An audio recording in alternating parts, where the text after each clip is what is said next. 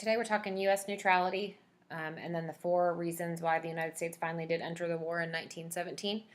But first, your essential question is, could the United States have avoided entry into World War I? So make sure you write that at the top of your notes or directly into your notebook. Just make sure you've got it somewhere with these notes. So first, neutrality. When the war first broke out in Europe in 1914, President Wilson attempted to follow the traditional American policy of neutrality. When he ran in 1916 for presidential re-election, he campaigned on the grounds that he would keep America out of the European war. Most Americans agreed with him. We wanted to save American lives, save American money and property. We saw no reason to send troops and supplies thousands of miles away. But not everybody felt the same way. The United States was definitely a bit divided. We're all, for the most part, of European descent. So obviously those that were Irish and British agreed with the Allies and wanted to stay out of the war because we thought that they had it made. But we also have lots of Germans at this time in history, and they are sympathizing a little bit with Germany and definitely want to stay out of the war because they want Germany to have a fighting chance. Tiebreaker, we'll talk a little bit more about this in a bit, but the U.S. had stronger economic ties with the Allies, so money. We supplied millions of dollars of war supplies to the Allies.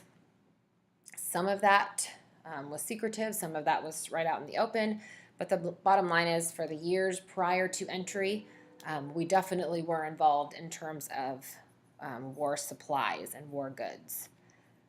All right, war hits home. We're going to talk about the 4 big reasons that the United States finally did enter the war in 1917.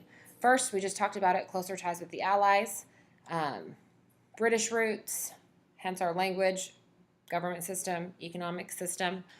Second, German actions and Allied propaganda. Americans were especially shocked at the German invasion of neutral Belgium.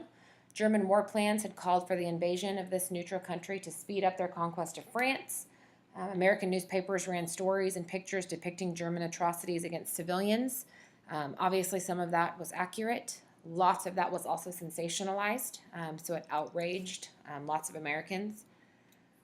Third, the Zimmermann telegram. This was a secret message from the German foreign minister promising to return U.S. territories to Mexico if Mexico would help Germany fight the United States.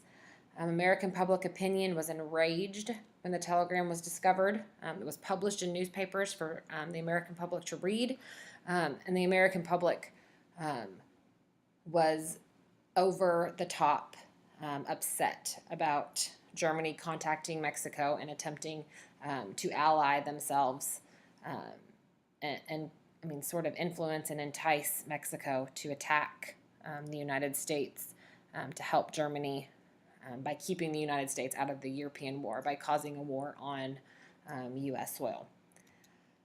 But really, the main reason for American entry into World War I was German unrestricted submarine warfare.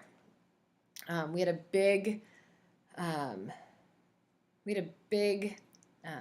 deal. We really thought that freedom of the seas, the idea that everybody in the world, nobody owned the water, and that ships should be able to sail where they wanted, untouched and unharmed. 4 things that led Germany to this declaration of unrestricted submarine warfare. First, a British blockade. British naval blockade prevented food and arms from being shipped to Germany. Meanwhile, the United States became the main source for Allied arms, supplies, and food. The German Navy was far too weak to break through the British blockade, so by using submarines, Germany was able to retaliate by sinking merchant ships delivering goods to Great Britain. However, unlike battleships, submarines had no room to pick up any survivors. Second thing that led to this decision by the Germans was the sinking of the Lusitania. Lusitania was a British passenger ship. 1915, Lusitania left New York City for Liverpool. Unknown to the passengers on board, much of the cargo below deck was made up of munitions for the British war effort.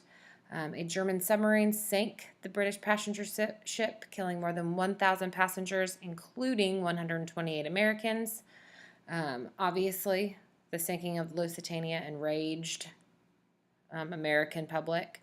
the, the first 128 deaths of World War I for the Americans. Third, the Sussex Pledge. The Sussex was a French ship but provided ferry service on the English Channel. After a German submarine attacked the ship, killing more than 50 passengers, President Wilson threatened to break off relations with Germany. Germany then pledged not to sink any more ocean liners without prior warning. So Germany's not saying they won't sink ocean liners. They're just saying that they'll give fair warning. We will sink you if you don't leave this area type of message.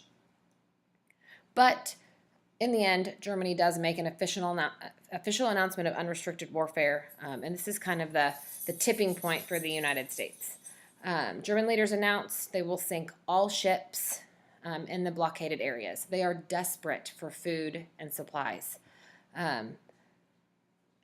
This declaration of unrestricted submarine warfare violates the principle of the freedom of the seas, the right of neutral nations like the United States to ship non-military goods to nations that are at war. When German submarines then actually attacked American merchant vessels, President Wilson asked Congress to write an official declaration of war on Germany, and that is when we officially entered the war in 1917.